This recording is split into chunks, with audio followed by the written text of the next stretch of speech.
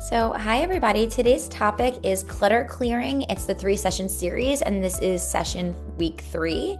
The description overall is in these classes, you'll learn how to build your clutter clearing muscle, which will include techniques as well as the meaning we make of the items in our lives. Classes will be led by professional clutter clearer Marilyn Mars. And this is week 3. And so the goals are there's going to be a short interaction, how the clutter clearing week event went. Oh, so interaction about the clutter clearing, how it went. What is sentimental and aspirations clutter, and how to go about letting these items go, and ways to take care of yourself while clutter clearing. So, welcome all. And Marilyn, thank you so much. The floor is yours. Thanks, Jillian. Good to see all of you. Welcome. Um, all right. So I like to always start with an overview of what we're doing, even though Jillian just gave a good overview. But so what I like to do in the first part of class, I usually leave 10 or 15 minutes if we need it, to see if anybody's been clutter clearing, if you've had successes or challenges or questions. And then, like Jillian said, today we're gonna cover how to tackle the emotional items, which is where I see people get stuck the most, which includes learning about aspirational and sentimental items. And then we're going to talk about ways to take care of yourself while clutter clearing, because clutter clearing, in my eyes, is a form of self-care. So for the sharing, if you could keep your sharing to 3 or 4 minutes, 2, 3, 4 minutes. Um, how did your clutter clearing week or two go? Any successes, challenges, questions? And then you can just raise your hand if you want to share, although I'm going to call on Lucy. I know you did something. So during class, but this is a long desk here that my computer is on. There's lots of pieces of paper around, and next to it is a small bookcase. It has one of those things you can with slots that you can put stuff in. And I thought, oh gee, I should get another one of those, and then I could use that. And then I thought, but well, I wonder what's in the one already that's jam full. So after class, I went for it, and it was full of stuff that I could either get rid of or there were things like photographs, and I have photographs in another place. I put them there. There were some things, so I'm interested in class today that had emotional value, and I wasn't sure what to do with them. But meanwhile, I got all the stuff off my desk and into the divider. Wow, how did I that cleaned feel? out the divider and I cleaned off my desk. Ugh. Right? It's like, did you high five yourself? Did you celebrate your success? See, we're clapping for you. It feels good when you do those things. It's like, oh, supporting myself in my home. Way to go, Lucy. That's awesome. Thanks for sharing. Anybody else do anything, think about anything, or have any questions this week?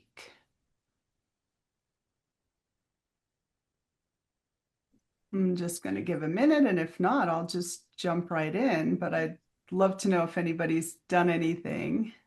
I have a question. Nancy, yeah. My son works for retail and he comes home sometimes with stuff. So he had given me a pair of sneakers, and I felt like when I started, purging stuff, I was like, I don't think I can get rid of those sneakers. Like he gave them to me. And they were polo sneakers, and it's like I've never worn them. They're brand new. They're Mhm. still in the box and everything. And there was my sister was here. She's like, "What are you gonna do with them?" I said, "I don't know. I just feel bad giving them away." You know, So go mhm. ahead, I'm sorry. No, go ahead, finish. Sorry. So finally, my niece came with her daughter, and her daughter was saying that she's a size 6.5, 7. And I was like, well, if I'm going to give them to somebody, I might as well give them to family. So they fit her, and she took them. And I was like so excited that I finally was able to get rid of them and give them to someone that would fit, and then it worked. And but I didn't tell my son. I still haven't told my son. Yeah, I mean, that's a beautiful story that it worked out. Like you weren't using them, you received the gift, and you were able to pass them along to family. And then like just in general, like it's really good to think about what's the true meaning of a gift. It's like a giving from someone, right? And then it's yours to do with as you please. So you receive the gift.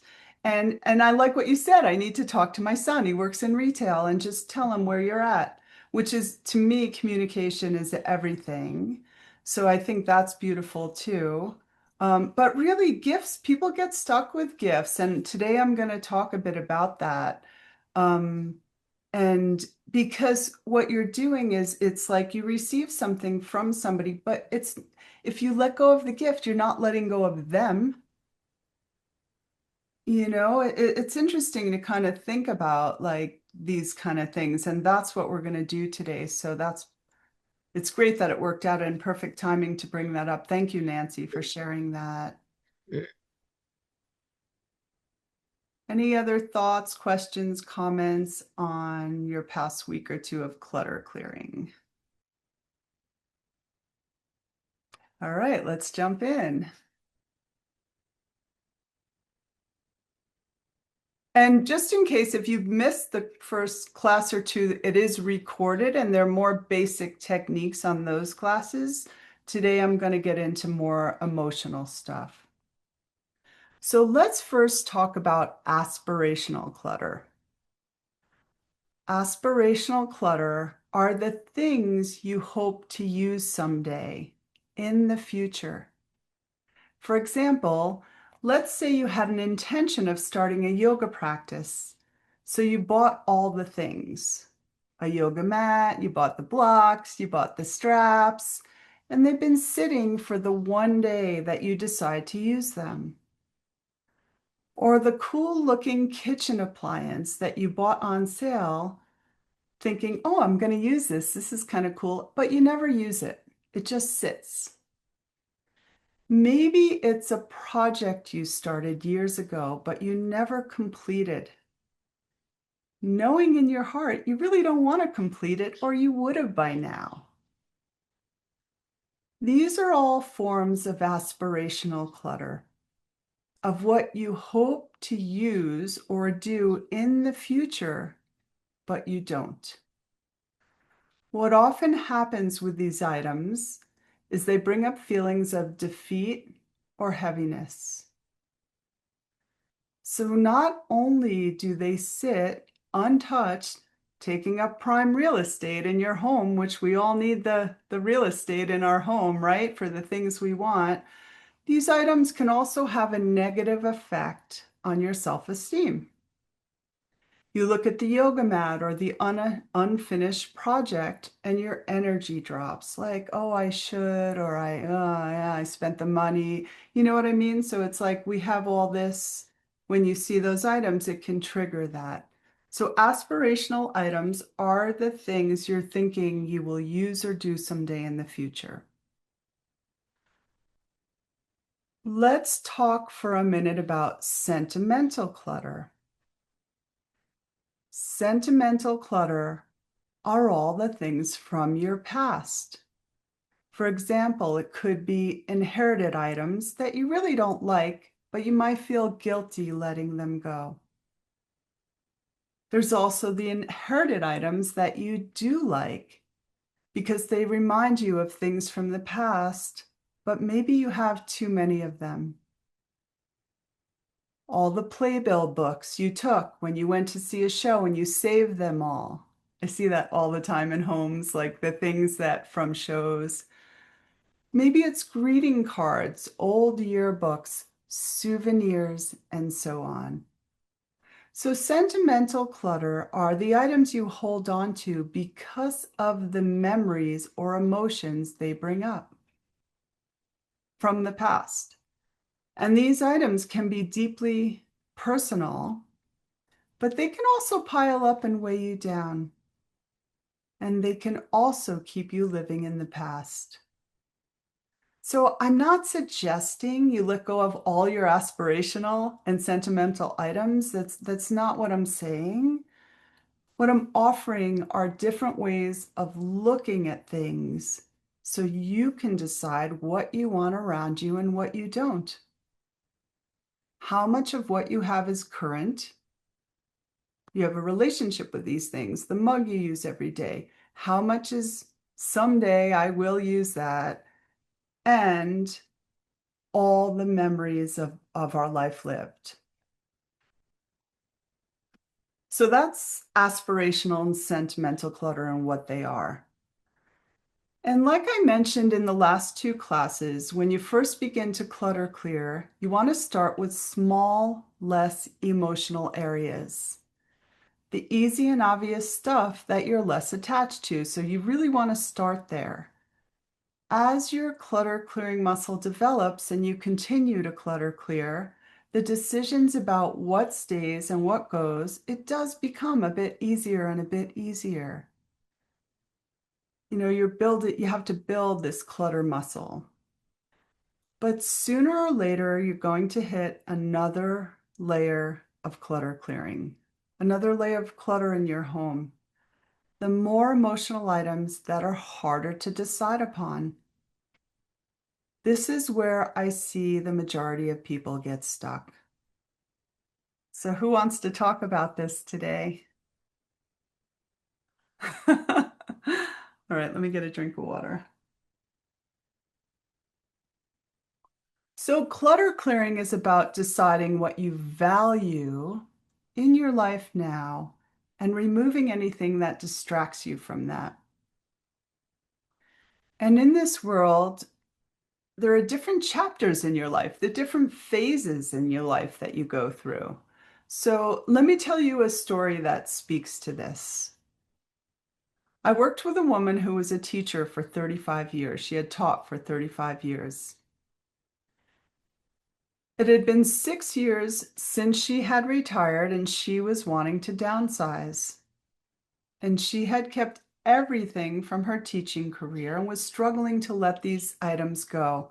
It was like a whole room of like boxes and things from her teaching career. And they were filling up more space than she wanted. As we were going through them, she realized the attachment to these items, it wasn't really about the items. Because when I work with people, I do like a lot of questions, which you're going to see today, what we're going to do in class. For her, they represented her identity as a teacher. The items also represented her grief of that part of her life gone by. So oftentimes clutter is unresolved grief. As she was able to recognize and begin to process her emotions, she was slowly able to let many of these items go. She kept her favorites and she condensed it to what felt good to her. She realized her years of teaching and these memories live within her, not in the stuff. And by letting herself acknowledge and feel these emotions, they could be released and she could move on. I mean, it's kind of a short version. It's a process. It doesn't happen overnight. It can, but it's usually a process. When you're ready to shed or release an item, it can come with a shedding of stored emotions too. That's why we hold on, right? It's like if we let go, we got to feel what comes up. Sometimes it's hard, but it can be super healing. There's a stuckness when we hold on or suppress emotions. I mean, we're human. We all do it, right? We hold on and then we think, should we let go? And then sometimes it takes us a while. But when you're ready to release the item or the layer of emotion, it can feel good as you move through it. It's like when you have a good cry, something in you lets go and another part of you is able to breathe again. So you want to give yourself grace and kindness as you begin to let go of the harder things, like your aspirational or sentimental clutter. You know, my mentor used to say clutter clearing is for the courageous. I've seen it, and I've been doing this for 16 years, and it's not easy to let go of the harder things in particular. But if you're willing to feel what's underneath the letting go of an item, it truly can open possibilities for you. we really do rest in our home. And when your home is, when you have around you what you want around you, there's some kind of something that happens inside. I'll talk more about that. Any questions so far before I get into ways to help you decide on the emotional items? Can people relate to what, I have these things from the past and I have these things from the future, and some of them are very challenging to let go, whether it's a gift or they came into your life in other ways. Um, but there's really something to say for having things around you for your current life. It doesn't mean you get rid of, you have some sentimental things, and maybe you have like some pants. If you lose some weight, you can put them on. That's aspirational. But when your home is mostly aspirational and mostly sentimental, it can stop you from living fully in the now.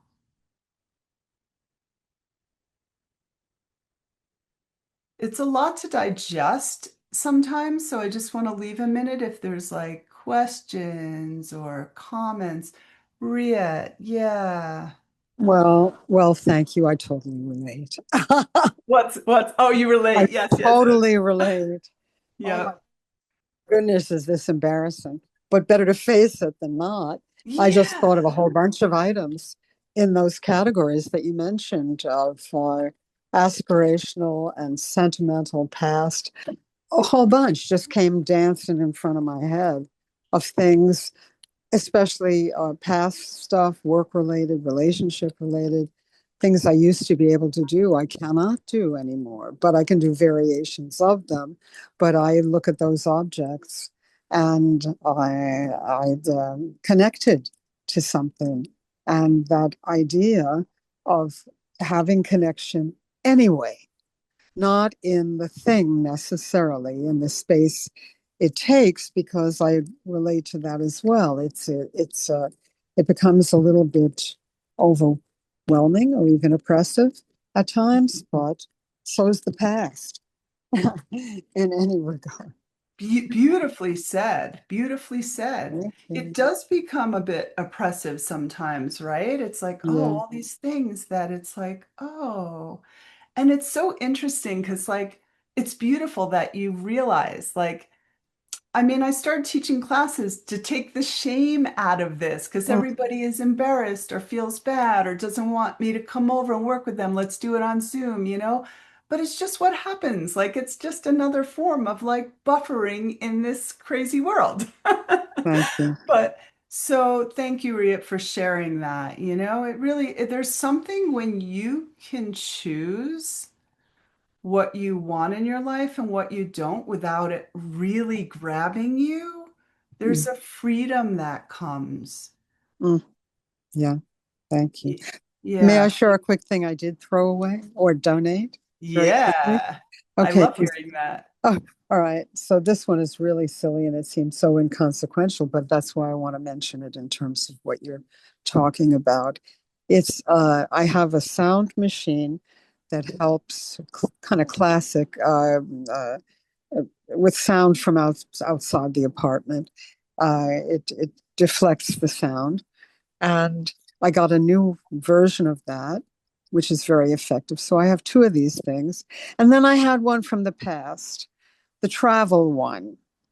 And I had that stored in a shelf. I looked at it and I thought, oh, dear me. Everything you just mentioned, the past experiences, how useful it was. And then I just put it in the donation pile. Thank you for letting me mention that. Did you celebrate that success? High five. Oh, thank you. Small successes, keep celebrating. That's what moves us, into where we want to be. That's great, Ria. Thank you for sharing. It's so good. And I also think like the more you share in a group, this is my experience, my personal opinion, something just like frees up also. It's like no judgment, let's share. We all have these things, we're all human. So I just think there's something about sharing in groups that can be very healing. And Jean, I saw your hand up. You still, or Yes, it was just a quick thing. I'm finding having these categories named is a tremendous help to me, because otherwise it's just this amorphous soup. Do you know what I mean? Of yeah, stuff, and having a way to think of it um and differentiate, I'm finding extremely helpful in and of itself. that's beautiful. To me, that's the way to really clutter clear too, is to have categories. Because you had mentioned, well, I have a lot. Well, not a lot. I'm just going to say you mentioned that, but it's a lot of things you like. So when you put them in categories, you can be like, oh, well, how many of these do I want? Or is this my favorite or is this my least favorite? Or, I mean, I'm adding on to what you said, which may Mm. not be what you mean, but thank you for sharing that, Jean. I think categories is so important. Like I mentioned, I think in another class, that's how supermarkets do it. That's how libraries do it, right? Otherwise, everything would be a mishmash. Like you have to know if you're looking for vegetables, you're in the vegetable aisle. So it's the same with clutter. And yeah, thank you, Jean. That's beautiful. Anybody else before I continue on how to think about some of these things and how to start to free yourself up so you can make choices that are best for you? Okay.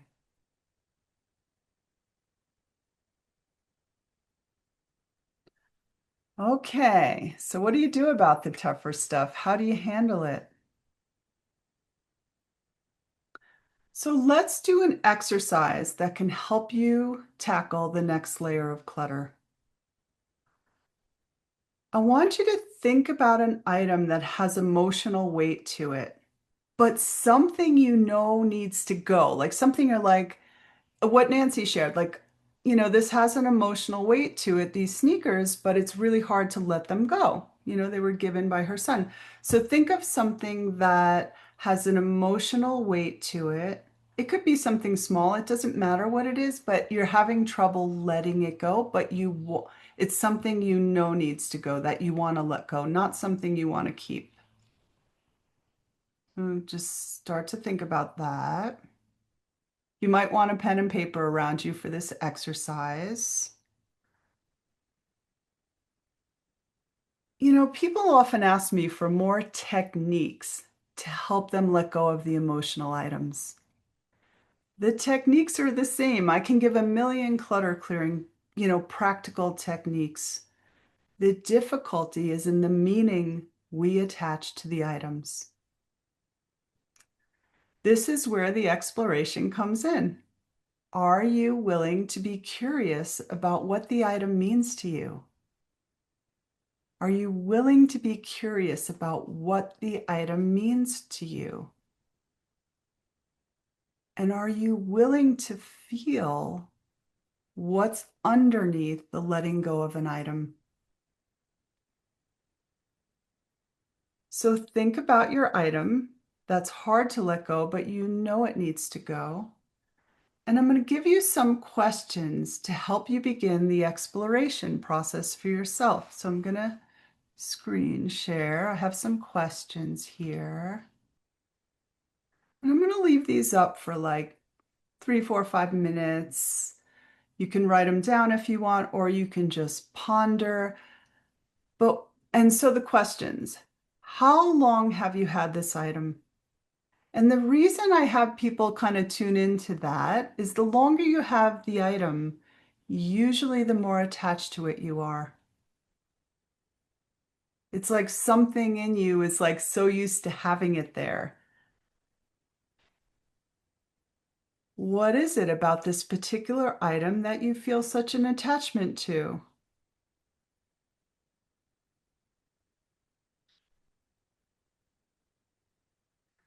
And I hope it's okay, Nancy.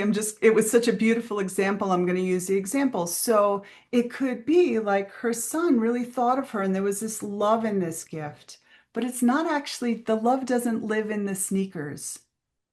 It lives in the gift.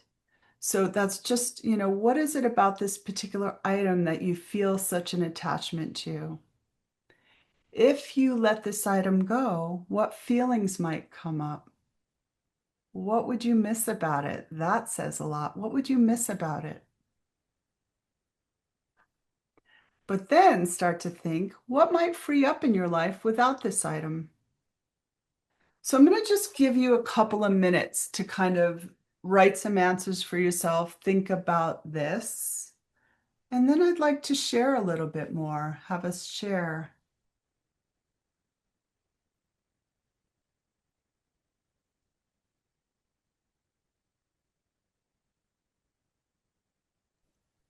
I have to say, when I first moved to my apartment, my sister was came to help me move, and when she saw them, she's like, "Why are you keeping these?" And I kind of got offended when she said that because it was like, "This was given to me by my son. Why are you questioning why am I keeping this?" But it Yeah. took me a year and a half to finally give them up. Yeah, and it's like, and it's interesting, right? Like, and with that, I'm going to say, I think it's really important that we let things go when we're ready. Because there was something special about that gift for you. And so just cherish it. And when you're ready, and the other option that this is in general that people can do is you can take a photograph of it if you're afraid you're going to forget about it. If it matters to you, like, if you have a million photos, I wouldn't add it to that, but that's something some people like to do. It's just an option.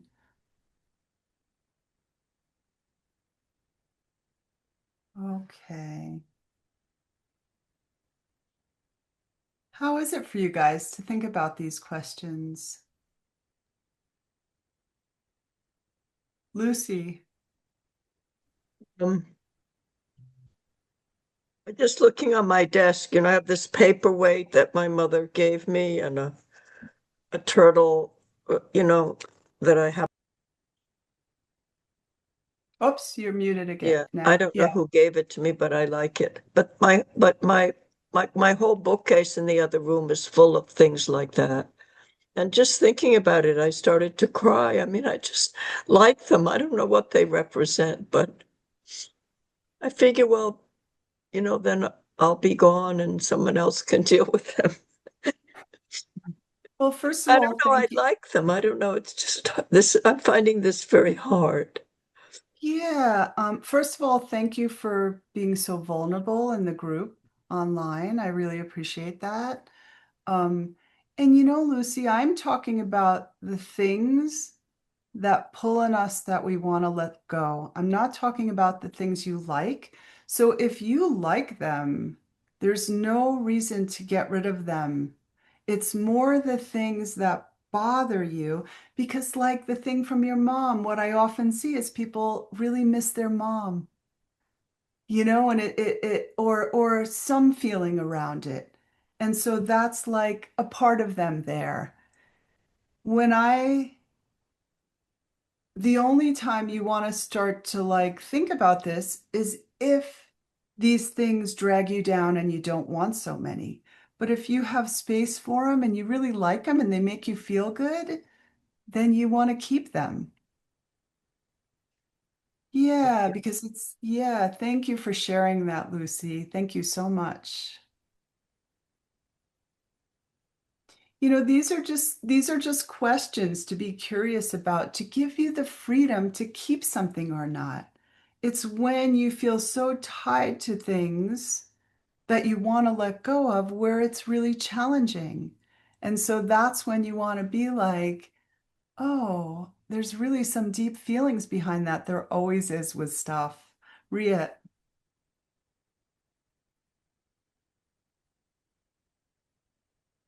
Ria, Sorry, yeah, sorry, I'm that's very okay. slow on the uptake. Um, I don't know if this is another category or area of question, but what came up for me, and I'm just asking if it can't be addressed now, that's fine. But I have a lot of memorabilia. It's that uh, it has some personal connection, but of exhibitions I went to of artists I admire, brochures, catalogs, some books as well, but I'm looking at brochures and catalogs, and and they have meaning and they give me a marvelous um, memory of those experiences, times, etc., or ideas. They're ideas as well, and endeavors, and of value, most likely. But where I'm caught is there's no way at this point in my life that I'm going to go online on eBay or anything like that. I can barely use the phone and try to dispose of these things in some way that regards the value of the items, um, collectibles. That's what that is. And I'm Oh my thinking God.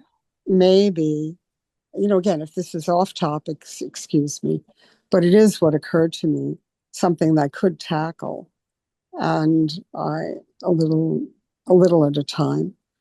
And maybe there is a way to just rethink that, since I'm not going to be, I don't have the energy, ability, or stamina to do what I had thought I would do initially. Oh dear. Anyway, thank you. Yeah, so is your question, do you have someone who can help you or not at this Not time? at this time, but I'm looking for that. Okay. So, I mean, I just like that you're thinking about it. You can't do something about it now because of how you feel. So, to me, you clutter clear everything else, you prioritize your health. Yeah. But I like that you're thinking about these. So, okay, maybe this, even though, use the word marvelous, right? So even though you might like some of these things, maybe you can sell some of the collectibles but it's hard to do when you're not feeling well. Like Mhm. you just can't do it. So I would just, maybe take some notes like, oh, when I'm feeling better or if I have some help, this would be something I want to do. Take small amounts and go through and decide what you want to do with them. Is that your Yeah, question? it was how to rethink it in the way that you're mentioning, that I don't want to be cluttered by all of these things anymore. And donating is one thing. I don't have to sell the items, really. That was aspirational. I think it falls into that category. Uh, Yeah, exactly. It's just like just keep staying curious, just keep noticing, and then when you have help or you can do it, then you see what bothers you the most and you start there. Thank you. Thanks, Riet. Janet, and then Laura next. Yeah, so I have a lot of sort of tchotchkes around the house that I love and I don't want to get rid of. But I have things in the garage that we're trying to clear out, like a bunch of skates that are I forgot what they call them, the single blade skates. And my Oh, kids ice are never skates? going to Ice use them. skates or Yeah, it's from when yeah. my kids were younger. And my husband's like, we have to donate these. And it's just so hard because I think of them using it. And then I think, what happens when I have grandchildren one day? They're never going to use it. But that's how I think sometimes. And I also have old books that are probably worth something too, but not enough to like sell. And then I mean, there is a book donation place near my town, which I could use, but also that's another thing. Like I'm sort of attached to them for no reason whatsoever, just because they're old and I've had them for a long time. It's hard to part Yeah. with those things.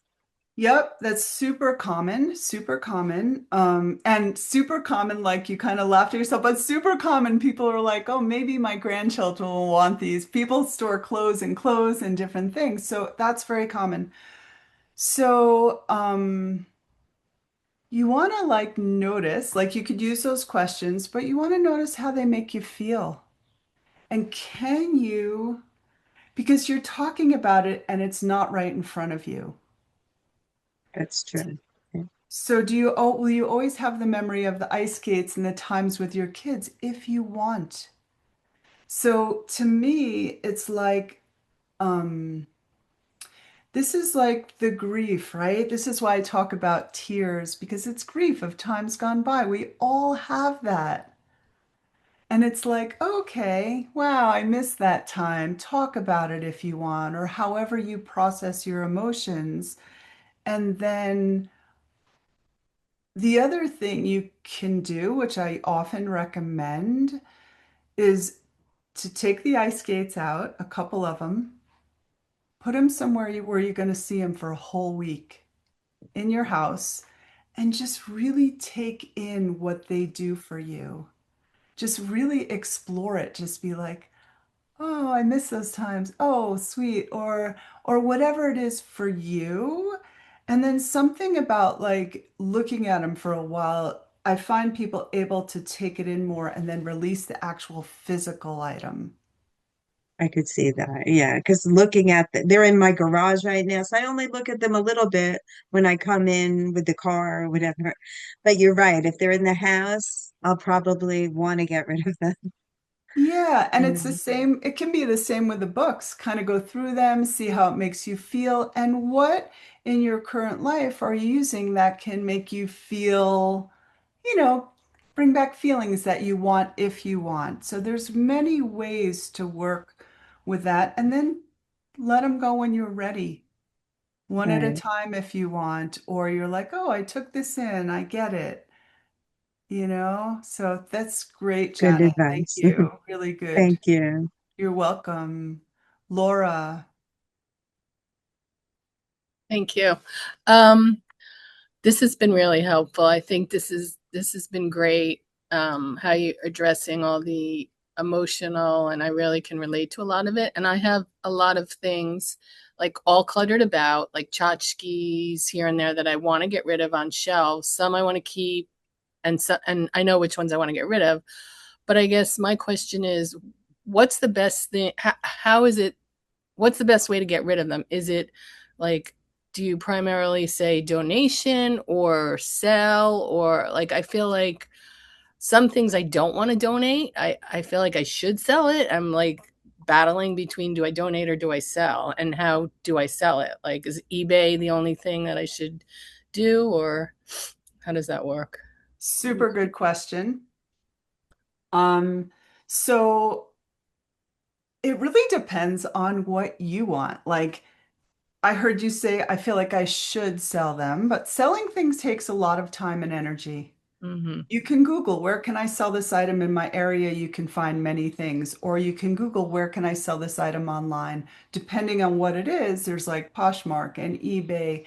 There's also like some people or Facebook people, there's like places you can like buy nothing groups if you want to donate, but then people pick up. Like I like to find a donation center in my area. Um, if you're in New York, there's always Housing Works, but not everybody's there. Here Yep. I'm in yeah, okay. I've given to So, Housing Works. Mhm. yeah. So I think that's a great place to donate. And sometimes it's just getting started on selling it. If you really like, if you need the money, you feel like you can sell it and you want to take time and energy, it's just almost like the getting started on it is where people get stuck. But once you Google it and you're like, oh, I'm going to call or I'm going to see.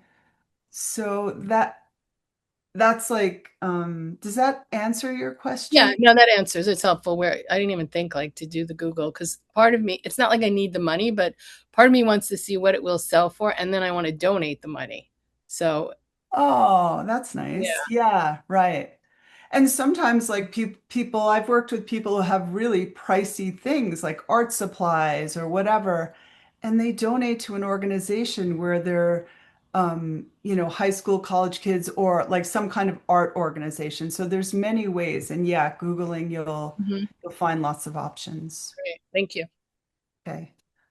Let me move on so we can get to everything. All right, so ultimately, clutter is unmade decisions. So I'm not talking about the things you want to keep, I'm talking about clutter. Think about it. The things that that give you a full body yes. You know you want them in your life. Your favorite coffee mug that you use every day. The item of clothing that you wear and you feel good in. Definite yes, you want to keep it. Then there's the things you let go of easily that you feel clear you don't want in your life. Dried out nail polish when you come across it. Oh, throw that out.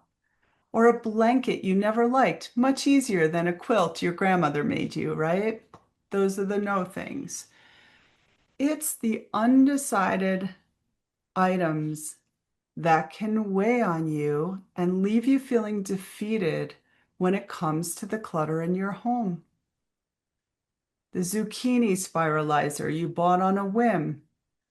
You used it once, but you're having trouble letting it go. It's my favorite example because there was a period where no matter who I cleared for, they had one. It's the thing that you turned and made, like, instead of pasta, it makes zucchini noodles. So anyway, that made me laugh. So maybe it's a gift you never liked, but you feel guilty passing it along, or a gift you liked but feel guilty pass it along. Whatever it is, all these undecided items, they're always pulling on your energy. And clutter clearing is about having a home that you feel supported in. It's your home, like a haven from the outside world. It's nice to come in and be like, oh, this is my haven, you know? You're also hopefully clutter clearing because it makes your life easier. You can find things when you need them. You have less to clean and take care of, less to dust, less to store. It feels good to move around your home and have it working for you. You can breathe more fully. The important thing is that you live in a home that feels good to you. There are no rules. I'm going to say it again. There are no rules. Whatever feels good to you. You decide what you want around you, right, Lucy? She has this shelf and it feels really good with all her items. And it nurtures her. So it's like you decide what you want around you.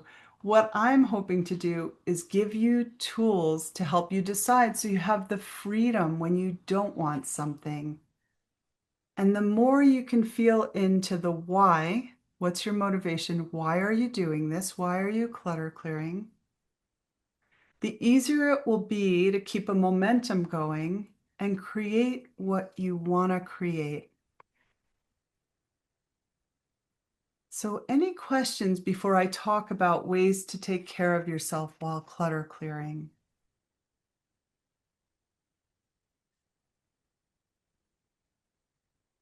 And clutter clearing is a process. I may have said this in the other classes, but it's not something that happens overnight. It doesn't happen in 2 weeks. Sometimes people will take a series and say, oh, yeah, I'll do this by 3 weeks. And a year later, it's still, it's a muscle you build. And it's what as you like really look at things like, oh, does this support me in being the best version of myself or not? So and just let it take time, but just keep awareness, right? Let's talk about ways to take care of yourself while clutter clearing. The practical things. I love this too. You want to discover your most effective time of day. Are you a morning person? Are you a night owl? Maybe midday. You want to clutter clear when you're at your most decisive.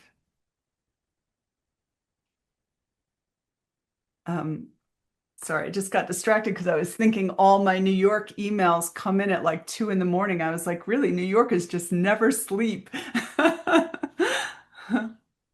So anyway, it's good to be decisive when you're clutter clearing, so what's your best time of day, even if you just do 10 to 20 minutes. Number 2, schedule your clutter clearing sessions on your calendar as you would any other activity.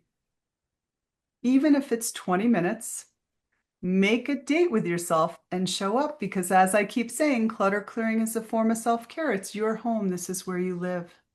Put in your calendar like you would anything else. Just be like, oh, I got a date with myself. I'm shutting my phone for 20 minutes. put some red lipstick on and do your thing. I like that. It always makes you laugh, Jean.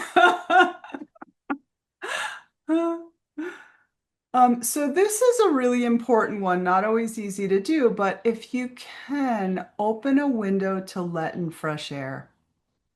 Because the stagnant energy that builds up around clutter is one of the hardest reasons it's so difficult to shift.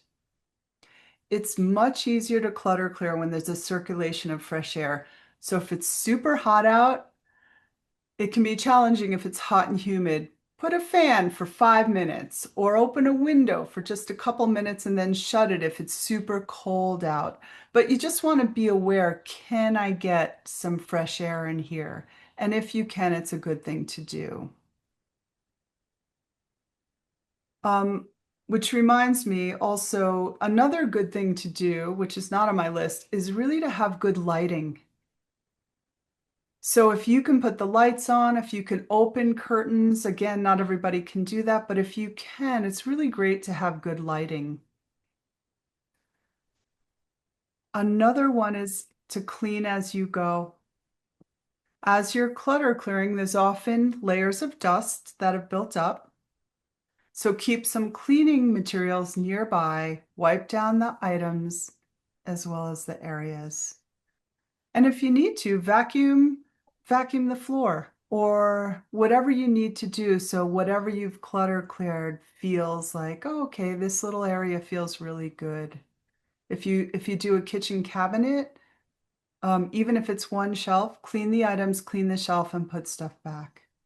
Makes a difference. Cleaning is almost a form of clutter clearing. I have a friend who, every time I talk to her, she's like really clean and she knows how to clean. I want her to give a class on it, but it's something about it can feel really good if you can do little bits of it.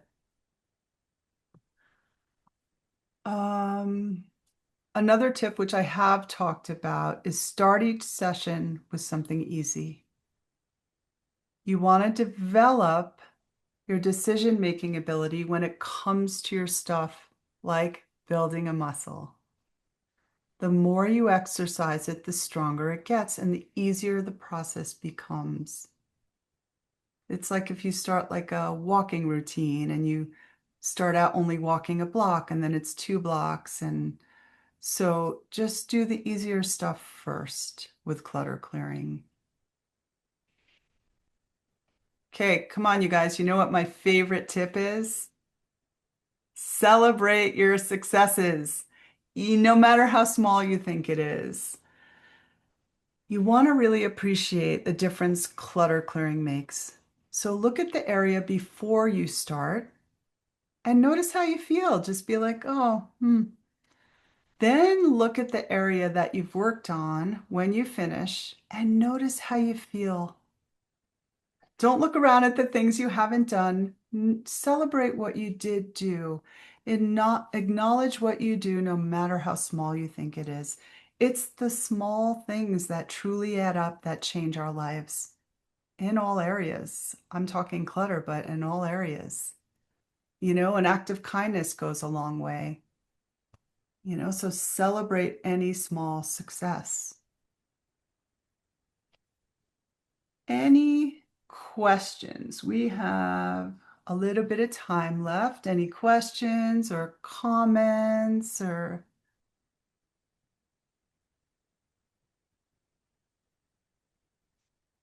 more clutter challenges, more successes of what you're going to do this week?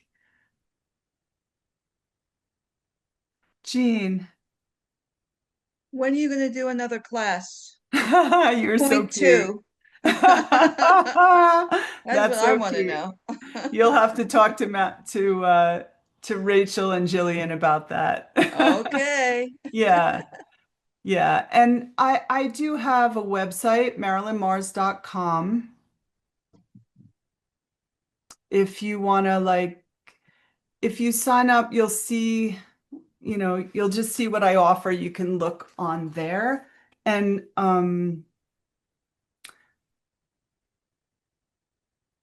yeah. I wasn't sure if Okay. I should say this, but I do teach with the JCC and the Meyerson Manhattan virtual classes, and they do have a cancer care program. I'm not sure how it works, but if money's a thing, they have a cancer care program. I hope that was okay to say, Jillian. Okay. Yeah, so you can find info. I don't send a lot of emails. I only kind of pop it out when I'm teaching a class. And I also write articles and I sometimes put those on my website. So it's marilynmars.com. I also want to thank you guys so much. I want to thank Woman to Woman who makes these classes possible. So thank you, Jillian, and thank you, Rachel. And I want to thank all of you for just showing up and participating, and I really appreciate it. And I have more topics, but we will run out of time, so I will leave it at that. So Jillian, you can take over. Well, thank you so, so much for this today. I think everyone obviously got a ton out of it by the participation and the emotion that was connected and Jean requesting more. So thank you. Thank you so very much for sharing your expertise with all of us. And momentarily, everyone should receive the July calendar. So you'll see what we have in July stored for you. And I'm sure, Marilyn, you'll be hearing from us again about sometime in the future. So thank you so, so much. You're welcome, and thank you so much, everyone. Everyone have a Thank wonderful day. you. Have a Have a beautiful great week. day. Bye. Thanks so Thank you much. so much. Yeah. Thank you. That was Great. great. Really helpful. Really great.